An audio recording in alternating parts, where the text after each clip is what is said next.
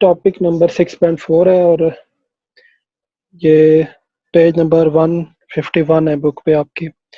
और equation of continuity topic का name है। तो यहाँ से स्टार्ट करते हैं कि ये आपके पास है इक्वेशन ऑफ कंटिन्यूटी है क्या।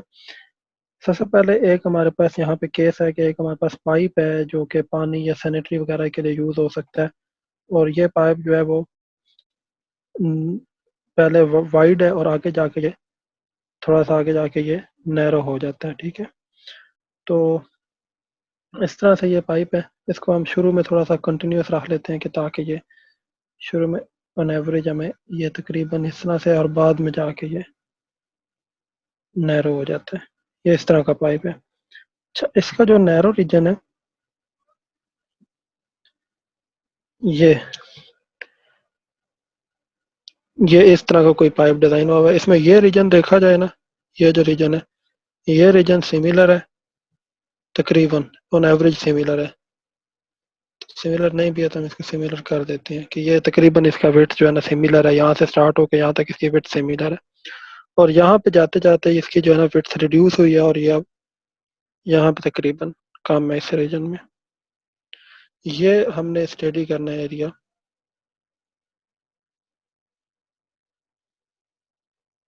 से मैं ज़रा निशान लगा देता हूँ कि आइडेंटिफाई हो सके। और ये हमारे पास अब जब आपके पास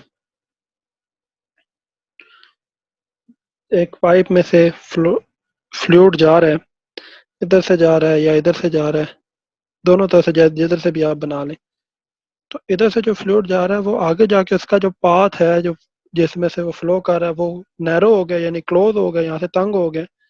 तो फ्लूइड के ऊपर उसके प्रेशर में कुछ ना कुछ चेंजेस आएंगे क्योंकि उसे वॉल्यूम में एडजस्टमेंट करनी पड़ेगी, मॉडिफाई होना पड़ेगा उसके वॉल्यूम को। तो ये जो जिस रेशियो से चेंजेस आएंगे या जो चेंजेस आएंगे इनको जब हम स्टडी करेंगे तो वो हमारे पास जो है वो उसकी जब हम एक इक्वेशन तैयार कर लेंगे कि उसमें कैसे चेंज आएंगे, उन चेंजेस को आइडेंटिफाई कर लेंगे तो इक्वेशन ऑफ कंटिन्यूटी कहलाएगी। अच्छा, इस को ज़रा लेबल करना समझ लें कि ये एक आपने पाइप बनाया। पाइप बनाने के बाद आपने ये इसमें से फ्लो हो रहा था पानी, लेकिन आपने ये जो लोकेशन है ना जहाँ पे अभी मैं लाइन लगा रहा हूँ इस लोकेशन पे आपने कहा कि पानी था और ये पानी थोड़ी देर में, पानी या कोई भी फ्लूइड, ठीक है, थोड़ी देर में यहाँ से इस जगह से इधर तक ट्रैवल किया। तो ये जिधर जब इधर ट्रैवल किया तो इतने ही टाइम में इधर जो फ्लूइड था उसी टाइम पे सेम टाइम पे इधर से वो इधर ट्रैवल किया। ये आपके पास जो है ना सिचुएशन है। तो यहाँ से जब वो फ्लूइड ट्रैवल कर रहा है तो उसकी कोई ना कोई वेलोसिटी है, किसी न किसी वेलोसिटी से जा रहा है और इसका कोई ना कोई वॉल्यूम भी है। तो वेलोसिटी को मैं इधर नीचे लिख लेता हूँ, ये वेलोसिटी के लिए लिख लेता हूँ और इसको स्मॉल वी लिख लेता हूँ।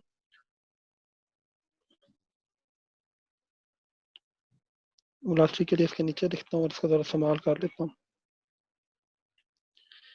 तो वेलोसिटी, अच्छा, अब वेलोसिटी मेंशन करने के लिए वेलोसिटी कोई वेक्टर क्वांटिटी है तो मैं इसके नीचे बार भी लगा देता हूँ ताकि वॉल्यूम में और वेलोसिटी में डिफरेंस रहे। और जो वॉल्यूम है वो मैं इधर टॉप पे ये वॉल्यूम को कैपिटल वी लिख लेता हूँ कि ये कंप्लीट वॉल्यूम है यहाँ से लेके यहाँ तक। और ये वेलोसिटी को अगर टाइम से मल्टीप्लाई कर दें, जितने टाइम में यहाँ से लेके यहाँ तक, इस पॉइंट से लेके यहाँ तक पहुँचा है, तो वो टाइम से मैं मल्टीप्लाई कर दूँ तो ये मेरे पास क्या बन जाएगा, एस बन जाएगा, इसका डिस्टेंस बन जाएगा जितना डिस्टेंस में कवर की। तो इसको मैं V1 कह देता हूँ कि ये वाला फ्लूइड जो है V1 है। इतने ही टाइम में, इतनी ही देर में इस जगह पे, इस जगह पे वेलोसिटी थी कोई ना कोई। इसके नीचे एरो लगा रहा हूँ ताकि ये वेक्टर आइडेंटिफाई हो जाए और इसको V2 कह देता हूँ। और यहाँ पर मैं इसके साथ टाइम जो है फिर इधर चेंज आएगा, जो इधर टाइम पे चेंज आएगा ये डेल्टा टी होगा। तो जितना टाइम इधर लगेगा उतना टाइम तकरीबन इधर लगेगा। तो ये इसका डिस्टेंस जो है वो डिफाइन कर देगा, यानी S2 डिफाइन कर देगा, या S1 डिफाइन करता है वो S2 डिफाइन करेगा। ठीक है, और इसका जो है वो कैपिटल V2 लिख देता हूँ कि इसका जो वॉल्यूम है वो कैपिटल, ये V1 लिख देता हूँ, कैपिटल V1 और कैपिटल V2 ये वॉल्यूम के लिए है और ये भी जो है आपके पास वॉल्यूम के लिए। तो ये आपके पास जो है ना वॉल्यूम 1 लिख लेते हैं, वॉल्यूम 2 लिख लेते हैं। ये क्या लेबलिंग है, ये आपने इसी तरह एज इट इज लेबल कर लेनी है। पहला मरहला इसका यही होता है कि आपने डायग्राम लेबल करनी होती है।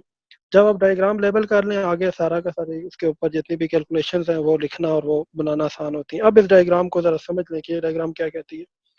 डायग्राम ये कहती है कि ये जो है ना फ्लो ट्यूब है, ये इस पूरे ये जो जो पाइप सा बना है इसको फ्लो ट्यूब कहते हैं। इसका लेबल लिखेंगे आप फ्लो ट्यूब, कि ये फ्लो ट्यूब है जिसमें से पानी या सम लिक्विड, वो पानी इसलिए कह रहा हूँ कि आपको जरा मैं वो कन्वेंशनली एक आदत है कि आप पानी को ही लिक्विड एकदम से देने, अगर आपको क्या लिक्विड है तो आपके देने में पानी आ जाता है।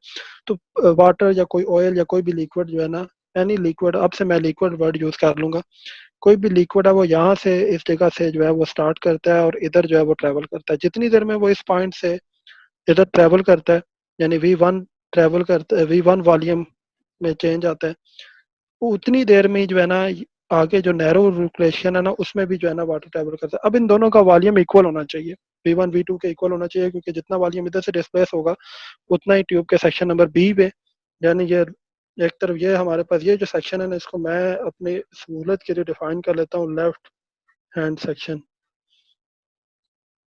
इसको डिफाइन कर देता हूँ राइट हैंड सेक्शन। तो लेफ्ट हैंड सेक्शन में जितना वॉल्यूम होगा उतना ही वॉल्यूम जो है वो राइट हैंड सेक्शन का होना चाहिए, क्योंकि जितना वॉल्यूम इधर से चेंज आएगा उतना ही लिक्विड आगे भी डिस्प्लेस होना चाहिए। और इसमें जब यहाँ से लिक्विड डिस्प्लेस होगा तो वो V1 वॉल्यूम बनेगा, जो जिस यानी अगर हम इसका distance start point and point और इसका क्रॉस सेक्शन एरिया मल्टीप्लाई करें तो इसका जो वॉल्यूम बनेगा वो V1 बनेगा, वॉल्यूम 1। और इसी तरह से इसका स्टार्ट पॉइंट एंड पॉइंट, इसका क्रॉस सेक्शनल एरिया और इन दोनों की लेंथ अगर मल्टीप्लाई कर दें तो ये वॉल्यूम 2 बन जाएगा। तो ये राइट हैंड सेक्शन का जो है ना फ्लो ट्यूब है। और फ्लो ट्यूब जो है ये कौन सी है, with changing cross section area है फ्लो ट्यूब विद।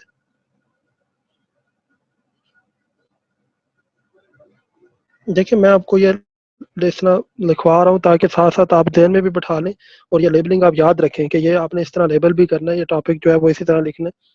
ये अमूमन 4 to 5 मार्क्स का आता है आपका लॉन्ग क्वेश्चंस के साथ ना।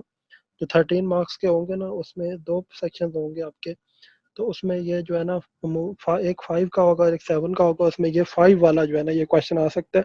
इसमें साथ में इसी को एक एप्लीकेशन भी पूछी जा सकती है। तो ये इस तरह से लेबल करेंगे आप और upload you with changing cross sectional area लिख देंगे।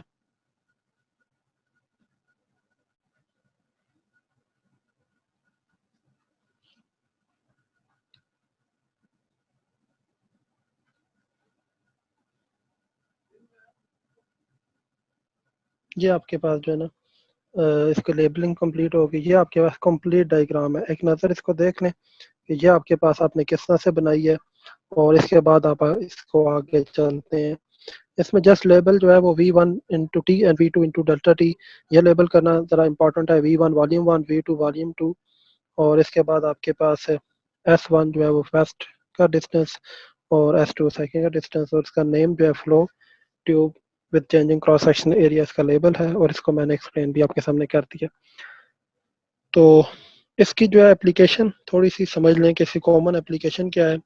कि ये पहले वैसे एप्लीकेशन होती है बाद में डायग्राम होती है, लेकिन मैं करूँगा कि आपको पहले इसकी समझ हो कि ये किस किस्म का पाइप है, उसके बाद जो है ना वो आपको इसका टॉपिक की एप्लीकेशन समझ खुद बड़ी इजीली आ जाएगी।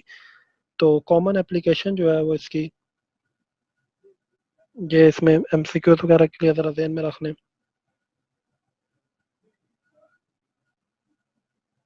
कॉमन एप्लीकेशंस में इसकी क्या क्या चीज़ें आ जाती हैं। इसकी जो है वो ये पाइप्स में यूज़ होती है, नंबर 1। नंबर 2 आपकी ये जो है ट्यूब में यूज़ होती है। नंबर 3 डक्ट्स में यूज़ होती है, यानी जहां हमने पाइप और किसी ऑब्जेक्ट में फ्लो को कंट्रोल करना है ना, ठीक है। तो जहाँ पे भी हमने फ्लो को कंट्रोल करना है, फ्लो को हैंडल करना है, फ्लो को देखना है किसी मटेरियल को, किसी लिक्विड के, तो वहाँ पे हमारा जो है ना यूज़ होते हैं। तो यहाँ हम लिख लेते हैं विद फ्लोइंग फ्लूइड्स।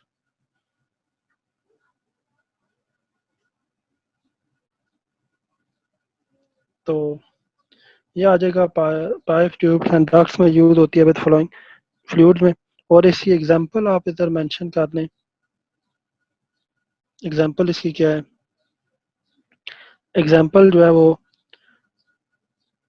अगर आपने किसी लोकेशन से सैनिटरी सिस्टम आपकी इसकी एग्जांपल है, या पेट्रोल पंप है, वो आपके पास एग्जांपल है। उसमें आपके पास डिफरेंट, अच्छा ये तो इंजीनियरिंग एप्लीकेशन है ना। इसमें अगर ज़्यादा ब्रॉडर वे में अगर एप्लीकेशन देखें, जैसे आपकी बुक में भी है, तो गैसेस की डिफरेंट चिमनीज एग्जॉस्ट वगैरह जो है ना।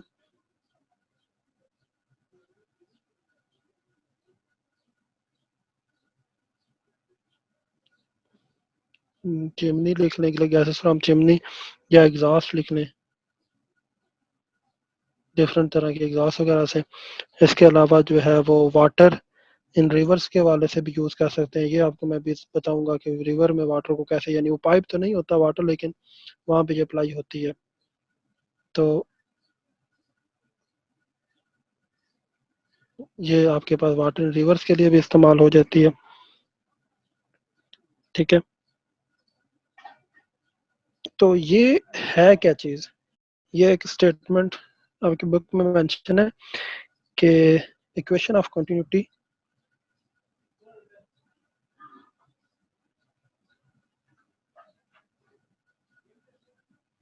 ये जो है आपके पास मैथमेटिकल एक्सप्रेशन है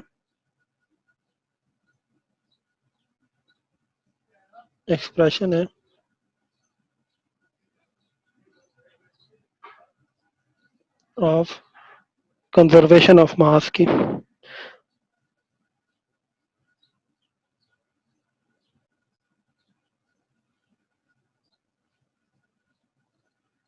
ये भी ध्यान में रखने के, ये एक ऑब्जेक्टिव कि equation of continuity is a dash या क्या चीज़ है, तो उसमें आपके मैथमेटिकल एक्सप्रेशन है, कन्वर्जेशन ऑफ मास है। तो अच्छा, अब मैथमेटिकल एक्सप्रेशन ऑफ कन्वर्जेशन मास तो हो गया, तो ये इसकी डेफिनेशन कैसे आप लिखेंगे, यानी इसको कोई डिफाइन कैसे करेंगे? तो यहाँ पे इसकी आपके पास डिफाइनेशन आगे बुक में भी लिखी हुई है। ये पहला इक्वेशन ऑफ कंटिन्यूटी का पहले पैराग्राफ की लास्ट 4 लाइंस है। तो ये आपने अपने पास बुक में मार्क भी कर सकते हैं कि द प्रिंसिपल स्टेट्स दैट, यानी इक्वेशन ऑफ कंटिन्यूटी एक प्रिंसिपल है। ये इक्वेशन भी है और equation of continuity by itself इसको एक प्रिंसिपल कहते हैं। और यानी असल में ये प्रिंसिपल कौन सा वाला है? कंजर्वेशन ऑफ मास। उसकी एक उसको अगर आप कंजर्वेशन ऑफ मास जो है, उसको अगर आप, ये प्रिंसिपल है, ये वाला जो कंजर्वेशन ऑफ मास एक प्रिंसिपल है। तो इसकी जो डेफिनेशन है वो ये है कि the principle states that the steady state flow for the steady state flow into volume must be equal to the mass flow rate out. तो ये जो है ना, इसका क्या मतलब है कि ये ऊपर जो आपके पास ये बनी हुई है डायग्राम, इसके साथ इसको ज़रा मैं आपको सिर्फ एग्जाम एक्सप्लेन करता हूँ कि जितना आपका यहाँ से यहाँ पे मास फ्लो होगा, उतना ही क्वांटिटी या मास जो है वो आगे यहाँ से यहाँ तक फ्लो होगा। ये दोनों की जो फ्लो की क्वांटिटी है वो या वॉल्यूम है वो इक्वल होता है। तो इसकी जो एक्सप्रेशन है स्टेटमेंट में बोल देता हूँ, लिख नहीं रहा, ताकि थोड़ा सा टाइम यहाँ से हम सेव कर लें। कि ये आपके पास मैंने बता दिया कि कहाँ पे लिखा हुआ है। The principle states that for steady state flow the mass flow into the volume must be equal to the mass flow rate out. अब इसके बाद ये आपको एक्सप्लेन हो गया कि इसका प्रिंसिपल क्या कहता है और इसका मीनिंग क्या है, और ये आपने अपने बुक में मार्क भी कर लिया होगा। Consider an ideal flow of some mass flowing through a pipe, के एक पाइप से आप कंसिडर करें कि उसमें कोई लिक्विड जो है फ्लो कर रहा है।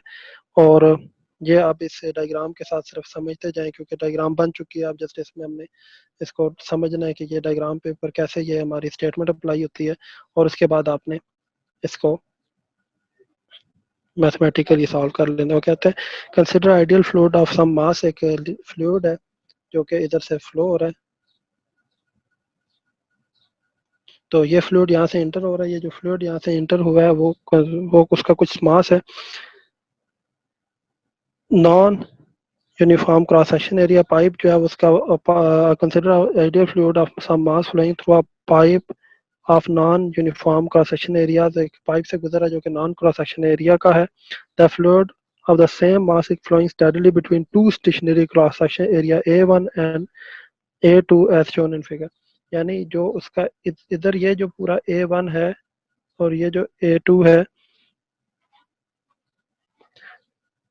या इसको A1 A2 कह देते हैं, ये जो एरिया है A1 and cross section area, दो पॉइंट के दरमियान जो एरिया है, इनके दरमियान जितना लिक्विड फ्लो किया उतना ही लिक्विड जो है वो इससे आगे आने वाले A1 और A2 में फ्लो करेगा। यानी इस A1 से, यानी ये इसको पूरे ना यहाँ से लेके यहाँ तक इसको कह रहा है कि यूनिफॉर्म समझ लें कि थोड़ी देर के लिए यूनिफॉर्म एरिया है, तो ये भी A1 बन गया, तो इधर फिर आप A2 कह लेते हैं कि ये दूसरा जो है ना एरिया, जो दूसरा यूनिफॉर्म एरिया टू शुरू हुआ था, तो ये A2 बन गया। तो ये जो A1 एरिया और ये जो A2 एरिया, इन दोनों के दौरान वो कह रहा है कि सिंक्रोनस है कि A1 एरिया में से जितना फ्लो होगा A1 multiply by delta T करेंगे, यानी ये डिस्टेंस जितना कवर करेगा वो उतना ही होगा जितना A2 मल्टीप्लाई बाई ये डिस्टेंस करेंगे उतना ही, यानी ये वाला mass toward the left hand side वो इक्वल होगा toward the right hand side. Basically ये है। तो अब इसकी मैथमेटिक्स जल्दी से लिख लेते हैं और ये आपकी इक्वेशन ऑफ कंटिन्यूटी सॉल्व हो जाती है। इसकी एप्लीकेशंस, इसकी एग्जांपल्स, इसकी डेफिनेशन और इसकी जो डायग्राम है, ये सारी चीज़ें मैंने आपके सामने बना भी दी हैं, लिख भी दी हैं, ये आपने याद करनी है। तो इसकी एक्सप्रेशन क्या है, मैंने याद है आपको S1 लिखा था, ये इक्वल टू था V1 डेल्टा टी जितना टाइम गुजरा। इसके बाद ये मैंने आपको एक्सप्रेशन मैथमेटिकली बताया है कि ये कैसे है और क्या चीज़ है। और डेल्टा V जो है V1, ये जो V1 है ये वेलोसिटी है, वेक्टर है, S is equal to VT लिखा हुआ है, और ये वाला डेल्टा V1 जो है ये वॉल्यूम है, ठीक है, ये वॉल्यूम ऑफ फ्लूइड है। मैंने इसके नीचे डैश इसीलिए लगाया कि वेलोसिटी के नीचे मैं डैश लगा रहा हूँ और वॉल्यूम के नीचे मैं कुछ नहीं लगा रहा, सिर्फ ही। तो वॉल्यूम किसके बराबर है, S1, यानी इस डिस्टेंस मल्टीप्लाई बाई एरिया 1, यानी क्रॉस सेक्शन एरिया 1 के बराबर है। ये लेफ्ट हैंड साइड यानी लेफ्ट साइड को मैं सॉल्व कर रहा हूँ। S1 is equal to V1 into delta T और V1 is equal to S1 into S1 multiply by A1। और अब क्या होगा, डेल्टा V1 इक्वल टू हो जाएगा A1 V1 into delta t. ये मैंने कैसे सॉल्व किया है कि मैंने S की जो ये वैल्यू थी इधर से उठा के ये वाली S की वैल्यू इधर पुट कर दी है S में, यानी A पहले लिख लिया और V1 डेल्टा टी जो है S की वैल्यू पुट कर दी है। यहाँ तक क्लियर हो गया।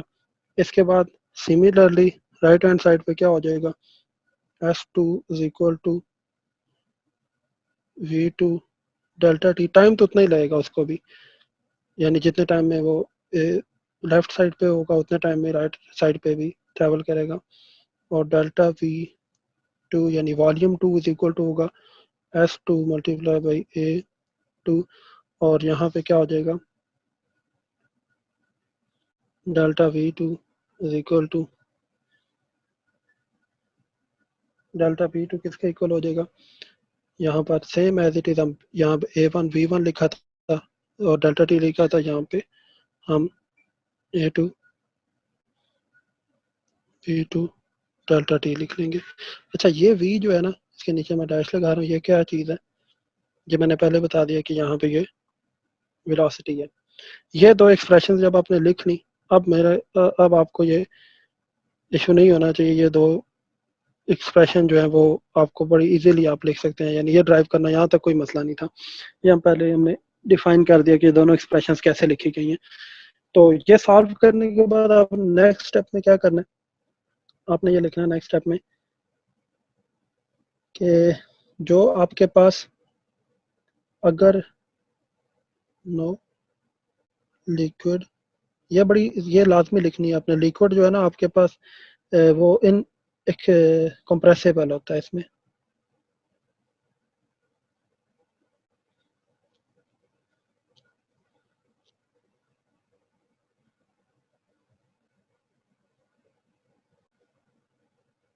इनकम्प्रेसिबल है, जो हमारे पास लिक्विड है वो इनकम्प्रेसिबल है।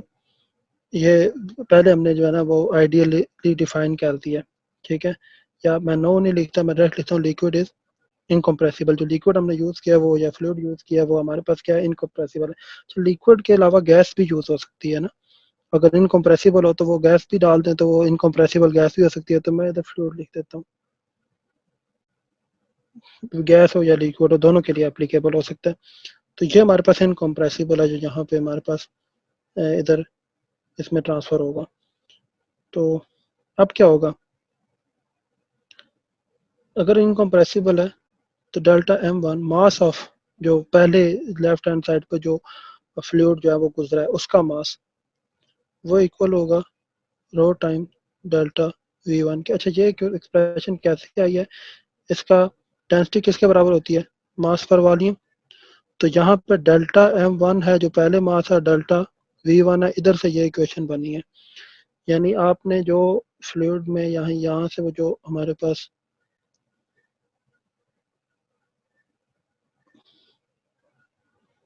ट्रांसफ़र हुआ तो ये जो हिस्सा था इसका और ये जो हिस्सा था इसका, इन दोनों हिस्सों में अगर गौर किया जाए तो ये डेल्टा एम वन और इसका जो वॉल्यूम है divided by delta v one, ये दोनों को करें तो ये रो इसका बन जाएगा।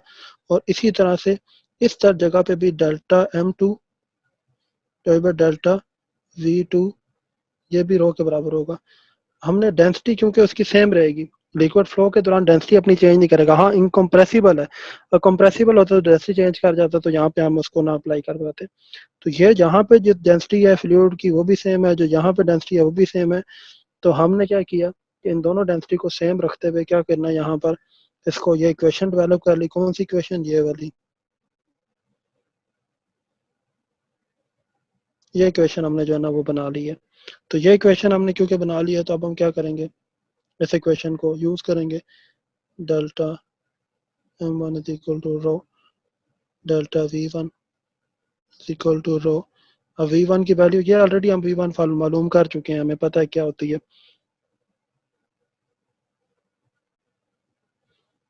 We one delta. ये वी वेलोसिटी वाला है, मैं इसके नीचे डैश लगा रहा हूँ, ये वॉल्यूम वाला था।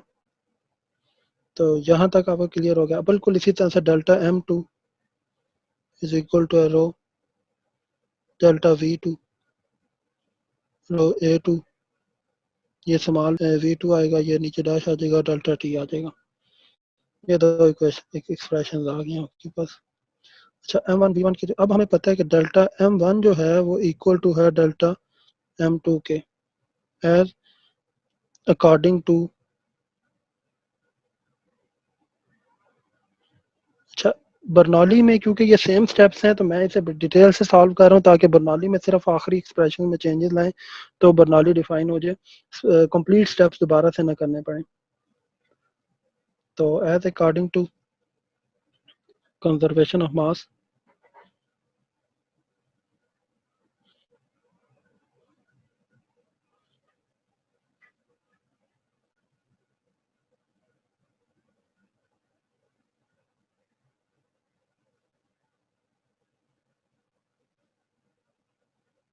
मास का जो कंजर्वेशन का प्रिंसिपल है उसके मुताबिक delta M one delta M two के बराबर होगा। तो ये आपके पास आ जाएगा रो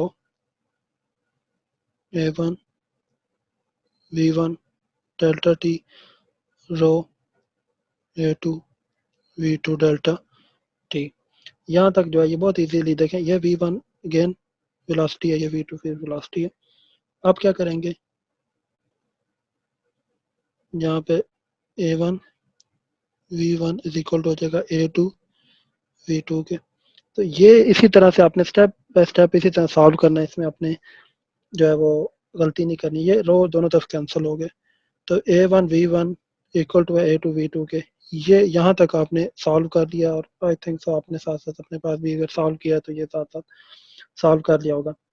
ये जो हमारे पास है ना, ये this is called equation of continuity for the steady flow of incompressible fluid.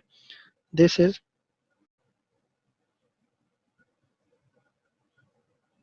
ये यहाँ तक हमारा ये टॉपिक सॉल्व हो जाता है।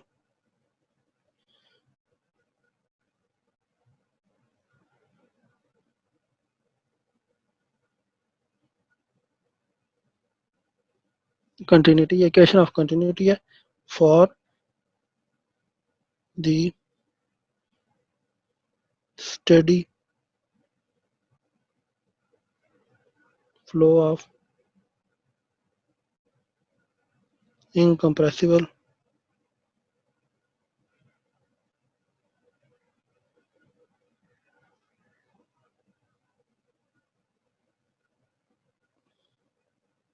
incompressible fluid। ये हमारे पास जो equation of continuity of our incompressible fluid. अब इसको थोड़ा सा एलेबरेट करना है, इसको ज़रा एलेबरेट कर लेते हैं। मैं दोबारा इसको लिखता हूँ दोबारा और उसके बाद इसको एलेबरेट करते हैं कि ये इसमें क्या मतलब इसके ऊपर तो कंडीशनली हमारे पास डाटा जो है ना वो किस तरह से हम इसे वैलिडेट करेंगे। A1 V1 is equal to A2 V2। यहाँ पर ये A1 ए क्रॉस सेक्शनल एरिया,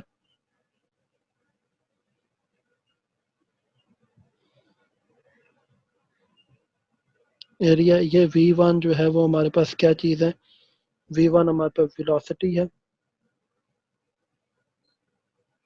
ये मैंने इसके नीचे वेक्टर भी बनाया।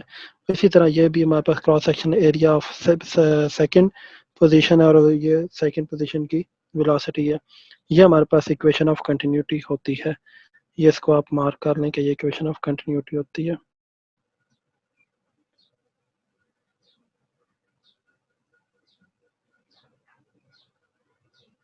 ठीक है, और ये इक्वेशन ऑफ कंटिन्यूटी क्या चीज़ है? It is the mathematical expression for the principle of conservation of mass.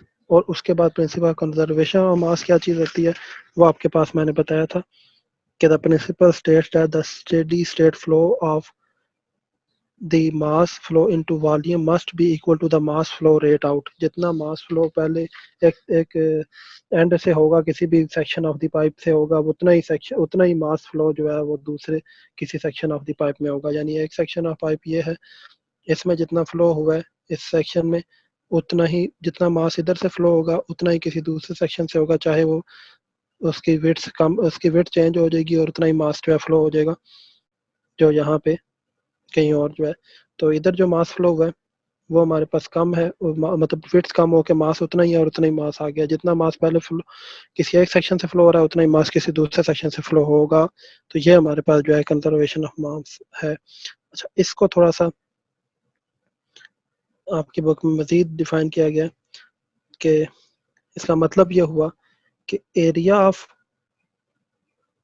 Pipe किसी एक लोकेशन पे multiply by velocity of fluid,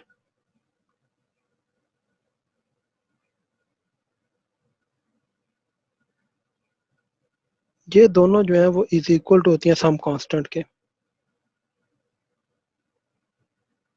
क्यों? कि यानी एक जगह से भी जो है वो एरिया ऑफ पाइप और वेलोसिटी ऑफ फ्लूइड उतनी ही है और किसी दूसरे लोकेशन पे भी उतनी ही है, तो दोनों आपस में इक्वल है और वो दोनों क्या है, किसी कांस्टेंट के इक्वल है। तो इसको हम ऐसा कांस्टेंट भी डेवलप कर सकते हैं इस तरह से। तो जो कांस्टेंट है वो किसके इक्वल है? वो कांस्टेंट इक्वल टू है the time rate of the flow of fluid to the pipe. यानी यह भी कांस्टेंट डिटरमाइन हो जाता है। ए वी, ये वी वेलोसिटी वाला है, is equal to some constant के, और ये कांस्टेंट किसके ऊपर है? Delta we by delta T के। याद है इक्वेशन जब आपने बनाई थी तो उसमें एरिया मल्टीप्लाई बाय वी किसके बराबर था? ये जो वी था ये वेलोसिटी या एरिया मल्टीप्लाई वेलोसिटी किसके इक्वल है? Delta we by delta t. ये delta we by delta t आपके पास क्या है यहाँ पर? ये वी वॉल्यूम है, ठीक है, और ये जो है टी टाइम है। ये आपने जो पीछे इक्वेशन लिखी है उनसे आप ज़रा कैलकुलेट करें तो आपको ये आइडिया हो जाएगा कि इक्वेशन जो आपने इससे पहले लिखी है उनसे ये चीज़ क्लेरिफाई होती है। यानी इसमें कोई कंफ्यूजन वाली बात नहीं है। ये आपने जो पीछे से इक्वेशन लिखे हैं उनको अगर दोबारा से ज़रा देखें तो डेल्टा टी इधर मल्टीप्लाई कर दें, यानी डेल्टा टी इधर लिख दें, A V multiply by delta T, तो ये डेल्टा वी वॉल्यूम के बराबर ही है। तो जस्ट मैंने डेल्टा टी इधर आके डिवाइड कर दी है, ये इतना चेंज लाए हैं और कुछ भी नहीं। तो ए वी किसके बराबर है? डेल्टा वी, यानी ये वॉल्यूम है। इसके ऊपर मैं डिफाइन करता हूँ कि ये वॉल्यूम है और ये volume divide by delta T है, और ये वी जो है वो क्या है? वेलोसिटी है। तो ये भी मैंने लिख दिया ताकि आपको याद रहे। तो अब इसके बाद क्या है कि delta m divided by delta t, ये किसके बराबर होगा, rho delta v by delta t के। ये कैसे होगा, delta m divided by delta t, अगर डेल्टा m ये t जो है इधर आके मल्टीप्लाई कर दें तो डिवाइड से कैंसिल हो जाएगा, तो m is equal to rho into delta v के बराबर था। यानी ये मैंने इस तरह सॉल्व किया, ये बहुत इजी सी है। ये जो इक्वेशन लिखी है ये किस तरह लिखी है, ये आपकी बुक में डायरेक्ट लिखी हुई है ये वाली इक्वेशन, क्योंकि हमने इसी को डायरेक्ट यूज़ करना है। तो लेकिन ये आप अगर समझना चाहें कि ये कैसे लिखी है तो मैं तो लिख देता हूँ कि आपके पास आर किसके बराबर होता है, मास पर यूनिट वॉल्यूम। तो ये आपके पास क्या है, delta m by delta v हो चुका है, ठीक है। और ये आपके पास रो किसके बराबर हो जाएगा, रो के साथ डेल्टा v मल्टीप्लाई कर दें, या चलें डेल्टा m लिख लेते हैं पहले। डेल्टा m इक्वल टू हो जाएगा, delta m equal to rho into delta v के बराबर हो जाएगा। तो delta m is equal to rho into delta v हो जाएगा। तो वो इन दोनों को, दोनों इक्वेशंस को अगर हम डिवाइडेड बाय डेल्टा t कर दें तो यही इक्वेशन आ जाएगी जो अभी ऊपर हमने लिखी हुई है। तो इस तरह से हमने ये जो है ना इक्वेशन, ये वाली जो लिखी हुई है, इस इक्वेशन को यहाँ से आपको सॉल्व करना है, मैंने बता दिया। तो इसका कंक्लूजन हमारे पास क्या निकलता है कि अगर मैं उसको रीअरेंज कर दूं, जो हमें इक्वेशन हमने कंटिन्यूटी की लिखी थी, a1 v1 is equal to a2 v2, इसको मैं ज़रा a1 को a1 डिवाइड बाई a2 कर देता हूँ, और ये v1 है ये उधर जाके डिवाइड हो जाएगा v2 डिवाइडेड बाई v1। ये हमारे पास क्या कंक्लूजन देता है कि यहाँ पे हमें जो इस इक्वेशन से हमें ये कंक्लूजन ये निकलता है कि speed of fluid through any pipe is inversely proportional to the cross section area of the pipe।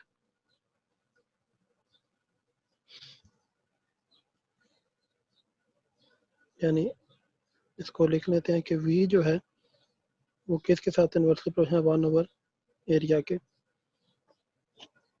कैसे, ये मैंने इक्वेशन कैसे लिखी है, ये वाला टर्म कैसे लिखी है, ये तो मैंने डिफाइन कर दिया ना कि ये रेशियो प्रोपोर्शनलिटी ऐसे बनती है। तो ये कैसे डिफाइन हुआ है, हमें पता है कि V into A is equal to constant है, यानी बॉडी वेलोसिटी इंटू एरिया जो है यहाँ पे ये देखें इक्वेशन में ये हमारे पास थी ना, ये दोनों ये हमारे पास v a into v one a into v a two into v two, जब भी हमने लिखा था इक्वेशन ऑफ कंटिन्यूटी में। और ये दोनों हमारे पास क्या थी, ये वॉल्यूम नहीं है, ये हमारे पास वेलोसिटी है, ठीक है। तो ये दोनों, क्योंकि इसमें हमने ये भी डिफाइन किया था कि ये is equal to some constant है, तो ये a into v is equal to constant है, a into v is equal to some constant है। तो ये ए इंटू वी अगर कांस्टेंट है तो मैं ये लिख सकता हूँ कि वी इधर ही रहने दूँ, इसको साइड पे कर देता हूँ ताकि ये मैं इसको एक्सप्लेन कर रहा हूँ कि a is equal to constant divided by v हो जाएगा, डिवाइडेड बाय ए हो जाएगा। और अगर मैं यहाँ पर क्या करूँ कि कांस्टेंट को हटा दूँ तो we is proportional to 1/a हो जाएगा, बिल्कुल एज इट इज़, ये इस तरह से लिखा गया है, ठीक है। अब रिवर की जो हमने स्टार्ट में मैंने कहा था कि रिवर के इसके सिचुएशन को मैं एक्सप्लेन कर दूंगा कि कहीं से रिवर डेप्थ रिवर की ज़्यादा होती है या डी किसी का ज़्यादा है, कहीं से रिवर आगे जाके थोड़ा सा नैरो हो जाता है और डेप्थ उसकी कम हो जाती है। तो जब ये डेप्थ कम है, ये वाला नीचे जो शोर एरिया है यानी ये रिवर की ये साइड है, और कहीं पे उसकी रिवर की डेप्थ ज़्यादा है, कहीं पे रिवर की डेप्थ क्या है, कम है, तो यहाँ पे प्रेशर लग जाती होती है, क्योंकि वह पानी अपना सरफेस लेवल तो मेंटेन रखता है। तो ये यहाँ पे जहाँ पे डेप्थ, ये जो है हमारे पास